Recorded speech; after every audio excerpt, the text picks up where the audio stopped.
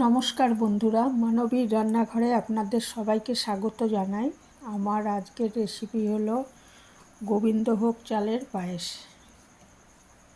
আমাদের বাড়িতে এই পায়েসটাই সবচেয়ে বেশি হয়, তা খেজুরে গুড় দিয়ে হোক, চিনি দিয়ে হোক বা মিছরি আর চিনি মিশিয়ে হোক, আজকে সেই রেসিপিটাই শেয়ার করছি।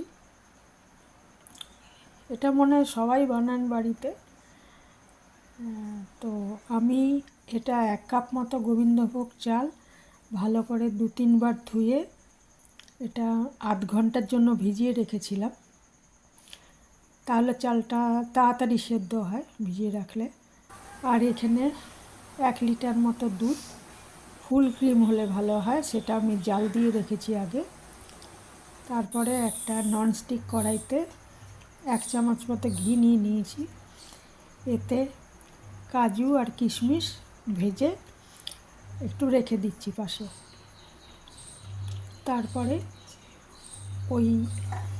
ওর মধ্যে আরেক চামচ ঘি দিয়ে আমি তেজপাতা আর এলাচ এটা একটু ভেজে নেব, নিয়ে জল ঝরিয়ে রাখা গোবিন্দভোগ চালটা দিয়ে একটু নাড়াচাড়া করব 2 মিনিট মতো নাড়াচাড়া করে তারপরে আমি এর মধ্যে ওই আগে জাল দিয়ে রাখা দুধটা দিয়ে দেব। দিয়ে এবারে এটাকে একদম কম আঁচে সেদ্ধ করব। কারণ হচ্ছে কম থেকে একদম লো থেকে মিডিয়াম আঁচে বেশি বাড়াবো না আঁচটা, কারণ তলায় লেগে যেতে পারে। আর দিয়ে এটা আমি সেদ্ধ করে মাঝে মাঝে আমাকে নাড়তে হবে, মোটামুটি মাঝে মাঝেই, না হলে তলায় লেগে যেতে পারে। এটা ওই ফুটতে আরম্ভ করলে তখন একটু আঁচটা প্রথমে মিডিয়াম রেখে পরে আঁচটা একটু কমিয়ে রাখা যায়, রেখে আস্তে আস্তে এটা চালটা সেদ্ধ হয়ে গেলে তারপরে মিষ্টিটা দিতে হবে, না হলে চালটা সেদ্ধ হবে না।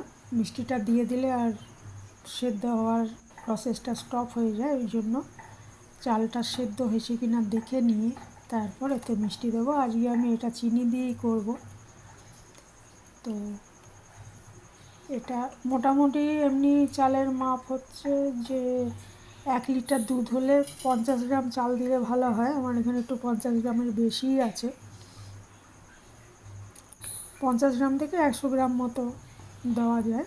100 গ্রাম দিলে একটু বেশি ঘন হয়ে যায়, 50 গ্রাম দিলে সবচেয়ে ভালো। আর এটাই আরেকবার দেখে নিলাম যে এটা সেদ্ধ হয়েছে কিনা, দেখলাম সেদ্ধ হতে একটু বাকি আছে, তো এটা আর একটু করে নিতে হবে। আঁচটা আসলে কমিয়ে রেখেছি বলে একটু দেরি হচ্ছে, কারণ কমিয়ে না রাখলে আবার ওদিকে লেগে যাওয়ার ভয়। আর চালটা সেদ্ধ হয়ে গেলে এটা আমি দিয়ে দেব মোটামুটি ছোট 1 কাপ চিনি। তার আগে ওই ভেজে রাখা কাজু আর কিশমিশটা দিয়ে দিয়েছি পায়েসের মধ্যে। এরপরে চালটা সেদ্ধ হলেই আমি ওই ছোট 1 কাপ চিনি দিয়ে দেবো, দিয়ে আরও 4-5 মিনিট রান্না করে নেব। রান্না করে নিয়ে ওটাকে ঠান্ডা করব। এটা ঠান্ডা করার পর এটা এমনিও পরিবেশন করা যায়, অথবা ফ্রিজে ঠান্ডা করে পরিবেশন করলে আরও ভালো লাগে খেতে। তো অনেকে এর মধ্যে অনেক সময় আমি দিই, ওই কেশর দুধে ভিজিয়ে রেখে এটা দিই, আজকে দিইনি, কারণ কেশরের গন্ধটা আবার সবাই পছন্দ করে না।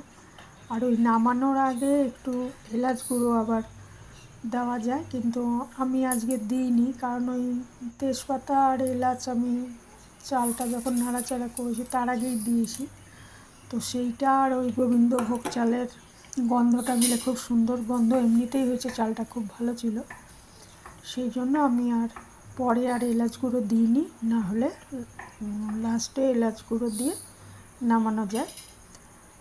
যারা গোলাপ জলের গন্ধ পছন্দ করেন তারা লাস্টে একটু গোলাপ জলও দিতে পারেন, তবে আমি দিই না কখনো, কারণ আমাদের বাড়িতে গোলাপ জলের গন্ধটা পায়েসে কেউ পছন্দ করে না। তো এই ছিল আমার আজকের রেসিপি। এটা তৈরি হয়ে গেছে মোটামুটি।